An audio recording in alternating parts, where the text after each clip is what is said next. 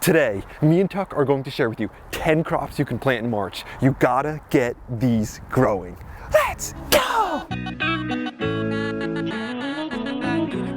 Let's jump right into what to plant with my all-time favorite crop, tomatoes. Nothing compares to homegrown tomatoes. There are so many different kinds, like cherry tomatoes, beefsteak tomatoes, yellow tomatoes, pink tomatoes, orange ones, streaked ones, and anything else you can think of. Now is a good time to get your tomatoes planted and set them up for a productive summer if you're in zone 7A like me. Tomato seeds only take about 6 to 8 days to germinate when the temperature of the soil is between 75 and 90 degrees Fahrenheit. Let's take one of these tomatoes and drop it in. But if the temperature of the soil is cooler, then tomatoes can take a very long time to germinate. We'll get these in and just cover them really lightly, just like this, and then water them in. Because the temperature of the soil is so important for a good germination, I suggest you use a heat mat. Let me pull this over here. So what I'll do is I'll take my tray and I'll set the whole tray on top of a heat mat. This ensures good germination and quick germination. What I'll also do is take a humidity dome, and cover my cell just like that, because that'll ensure that the moisture content stays high. And then we'll just make sure we come by every day or so and just take the cover off to allow the soil to breathe a little bit so we don't get any fungal issues. Tomatoes grow quick when they sprout, so they need a lot of space, not only for their foliage, but also for their roots. I suggest making sure you have an area ready for when your tomatoes explode into growth, either a greenhouse or an indoor grow light setup. You want to avoid your tomatoes getting root bound and starting to flower before the summer heat comes. We want our tomatoes to remain in growth mode and continue that gradual growth instead of switching into production mode before they're big, strong plants. Let's transition into a group of crops that you should be planting now. They all have similar germination and growth requirements. We're talking about brassicas. Cauliflower is one of my favorite spring veggies to grow. It creates such beautiful heads and comes in many different shapes and colors. Cabbages are equally as beautiful. Homegrown ones are sweet and delicious, and they come in different shapes, different textures, and are super nutritious. Broccoli is a lot of fun to grow as well. They don't come in as unique colors and shapes as cabbage and cauliflower, but man, do they taste good when they're homegrown. You can't forget about kale either. This is one of the easiest brassicas to grow because we grow it just for the leaves. And some varieties like scarlet kale and dazzling blue kale look as good as they taste. And don't forget about Brussels sprouts, which take longer to grow than the rest of them, but are still worth it. When it comes to planting and germinating, brassicas tend to be one of the easiest plants to get growing. They germinate in a wide range of temperatures, from 45 degrees Fahrenheit up to 85 degrees Fahrenheit. And they only take about 4 to 7 days to sprout. The seeds are relatively small, so we don't want to plant them super deep. I just like to drop about 2 in each spot, just like this. Then we'll cover it up. They also don't require light to germinate, but once you see them start to sprout, you want to bring them to a spot that gets good light so they don't get tall and leggy. It's also a good idea to bring them to a spot where the temperatures are like in the 60s. If you bring the brassicas when they're sprouting to a spot that's really warm or really hot and doesn't have a lot of light, they'll get tall and leggy. To prevent that, bring them to a spot that's relatively cool and gets a good amount of light. A humidity dome will help speed up germination as well. The next crop that gets started in March is lettuce. Tuck isn't a huge fan of lettuce, but he is out here working hard. Hey Tucky, Tuck. This guy got a fresh haircut, so he's a little chilly. But the wood chips were getting stuck in his fur a little bit, so he decided to switch over to his March and spring look. His kind of spring look, his summer look. This guy's looking handsome like he always does. Spam some hearts down low if you love seeing the little boss in the videos. He's so loyal, he's always out here, he's always working hard, and he appreciates all the kind comments that everyone gives him. Right, boy? Yeah, head back inside, boy. It's a little chilly out here. Me and Tuck also wanted to mention that a lot of the products we're using in the video, we're selling them now on our website. This is the highest quality products out there. They're durable, they'll last a lifetime. So check a bunch of the stuff out down at teamgrow.us. Also, check out some of the raised beds and stuff. again, grab some gardening gear that will last as long as you'll be gardening, basically. Lettuce is such a great crop to grow because it grows super fast, it looks beautiful with all the different colors it comes in, and also it's an easy crop to get a harvest from because we're just growing it for the leaves. Let me show you how I plant my lettuce now. It's so quick and so easy to do. Slide this out of the way. I'll grab one of these trays. Then I'm gonna fill it up with soil, just like this. Next, I'm gonna grab this tool right here. I'm gonna drop it over top of my tray. It lines up perfectly. Then I'm not gonna push it down because lettuce does best when it's surface sowed. I'm gonna grab my lettuce and drop it into each hole. They're almost like little funnels. It makes it so quick and so easy to do. Just like this. That like the whole row planted. And in the beginning, you'll notice I missed one. It kind of caught the seed right here, and I could just easily drop it right in. We'll take this off, and then we'll just water our seeds in. Again, lettuce like to be surface sowed, so we'll just spray it and just let a little bit of the soil kind of cover it. We'll spray this whole row in. Lettuce needs light to germinate. It germinates at temperatures between 40 and 85 degrees Fahrenheit, but once the temperatures are above like 70 degrees Fahrenheit, then it slows down germination a little bit. So we'll water this all in. Then in about 7 to 14 days, our lettuce will sprout. Here's a few days later. You could see the lettuce starting to sprout up. Some varieties sprout quicker than others, but overall it looks fantastic. And then in a short amount of time, your whole tray will look like this. We got into some edible crops. Now let's switch it up and move over into some flowers that help support our crops and also bring in pollinators. The first flower we're going to get into is borage. This is one of my favorite companion flowers. It brings in a lot of beneficial insects like most flowers do, but it has some cool added benefits. It's said to even make tomatoes taste better when it's planted next to the tomatoes. Another cool thing about it is it has edible leaves and they have like a kind of cucumber flavor. It's actually pretty good. Let's get some borage planted. This is an easy one to plant.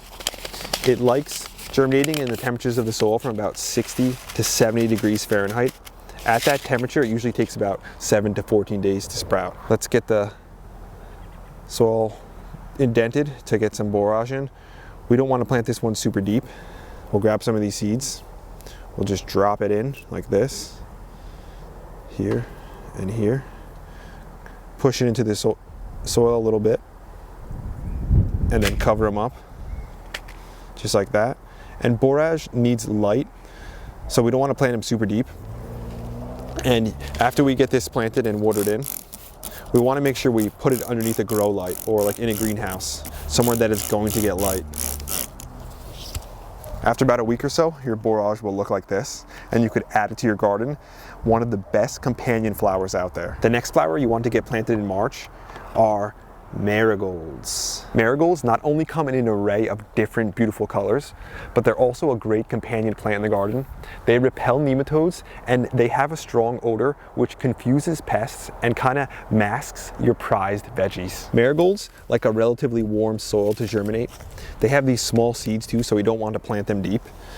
We basically almost just want to surface plant them. I'll show you just how to plant a few right here. We'll just take them and drop them right in like that. Like borage, they need light to germinate, so we'll just kind of barely cover them like this and then water it in. Under ideal conditions, marigolds will take about 5 to 7 days to sprout. After they sprout, they'll look like this. This one's a cool one. This is the Kilimanjaro white marigold. I grew this one last year and it's so beautiful and a lot different looking than some of the other marigolds. The next flower you need to get planted now is chamomile. Chamomile not only has beautiful flowers, but as we know, it also makes a delicious tea and it's actually relatively easy to grow. Let me show you how to plant it. So one thing about chamomile is it has tiny, tiny seeds. As you'll see as I pour it out, they're super tiny. So they also need light to germinate, which means we only want to basically surface plant them. So we'll just grab a few of these tiny little chamomile, drop them right on the surface like this, and then just lightly press them into the soil. The temperatures they like is about 60 to 70 degrees Fahrenheit. And like I mentioned, they do need light to germinate. water them in. Under ideal conditions, they'll germinate in about 7 to 14 days. But if you don't have the conditions just right, they'll take a little longer to germinate. Now, let's get into a few herbs you'd be foolish not to plant in March. First up is basil. No herb complements tomatoes like basil does. Not only do they taste great together, but they also grow great together. Basil is a companion for tomatoes. It helps repel pests with its strong odor, but it also is said to make tomatoes taste better when planted in close proximity. Let's get some basil planted right here. Basil has small seed and it needs light to germinate, so we don't want to plant them too deep. The ideal temperatures for basil to germinate of the soil is about 70 to 85 degrees. We're just going to lightly kind of surface sow it. And under ideal conditions, it takes about 5 to 10 days to germinate, but it can take up to 2 weeks, so just be patient with your basil. And we're just going to press it into the soil, water it in, and then cover it with a humidity dome. Essentially everything you're planting, you could be covering with the humidity dome. I just didn't show it for every single kind of plant, just because I thought it would become a little bit redundant. The next herb up on the list is cilantro. I love cilantro, although some people say that it has like a soapy flavor. The seed of cilantro is actually the spice coriander used in cooking, so it's kind of a dual use herb. Let's get some cilantro planted. So even though cilantro has a relatively large seed, you would think you plant it deep, but you don't want to because cilantro seed needs light to germinate. So let's make a spot there. Grab our cilantro seed, drop it in. The ideal temperatures for cilantro to sprout is about 55 to 70 degrees. So you don't need a heat mat for this one. We'll just lightly, barely cover them up. And then water it in. Because they need light to sprout, you don't want to put them in a dark room. So after we get these planted, we want to put them under a grow light or in a greenhouse. Cilantro takes about 7 to 14 days to sprout. This next crop, you can plant it once and it will provide food for you all year long. I'm talking about Swiss chard. Swiss chard comes in beautiful different colors. Look at these right here, just stunning. And it's a resilient plant. It will produce for you in the chill of spring, in the heat of summer, and even in the cold of winter. So you gotta get it planted now. Let me show you how I plant my Swiss chard. Swing this to the side. It's a relatively easy one to grow. And the optimal temperatures are about 70 degrees Fahrenheit, but it will germinate in a range of temperatures from about 50 degrees all the way to 85 degrees. So we're just gonna make our holes like this. It doesn't need light to germinate. So you can just drop them in the ground like this and then put them in like a dark room or whatever until they start to sprout, and then bring them to an area that gets good light. Drop it in like that. They take about 7 to 14 days to germinate. We'll water this in. This is the one crop that Bill Mollison says that people in North America don't plant it enough, because not only is it super nutritious, it's easy to grow and it grows for such a long period of time. When some of your other things give up in the heat of summer, the Swiss chard keeps kicking out food, so it's such a fantastic green to grow. There are a few more crops you can get planted in March. One of them is spinach. You'll notice I planted my spinach in a cell like this, but spinach actually doesn't really like being planted in cells because it doesn't like to be transplanted. One of the reasons is because it has a long taproot. Spinach is best when direct sowed into the soil. I direct sow my spinach in about the first week of April, so we're not just there yet. A good thing to do when direct sowing your spinach is to soak the seeds for 24 hours before planting. And they do like a relatively cold temperature of the soil in order to germinate. Here are a few more crops you can plant in March. This one is tatsoi, similar to other brassicas, so I didn't get into too much detail about this one. It's just like the other brassicas when it comes to germinating. And then you can also plant some bok choy. Bok choy is very similar to tatsoi too, and the other brassicas just follow the same instructions.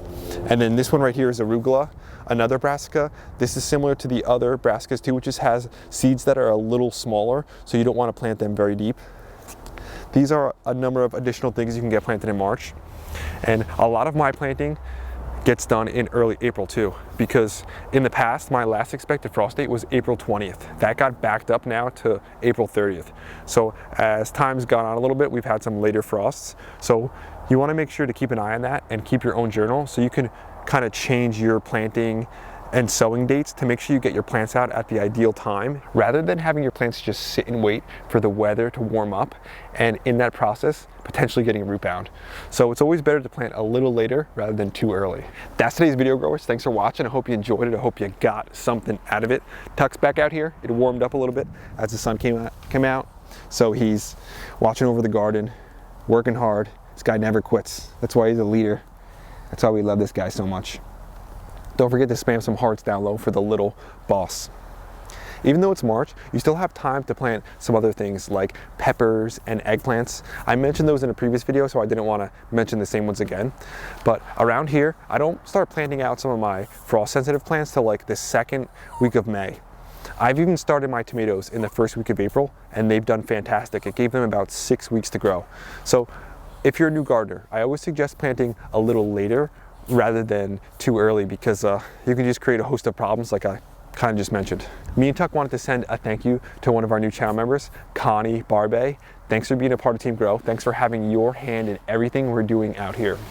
We had a blast. We hope you got some value out of the video, and we hope you get into the garden or even in your house and get some of that stuff planted now so you can be reaping the rewards and getting the big harvest come this spring and summer. Tuck and James will be back again real soon. We out.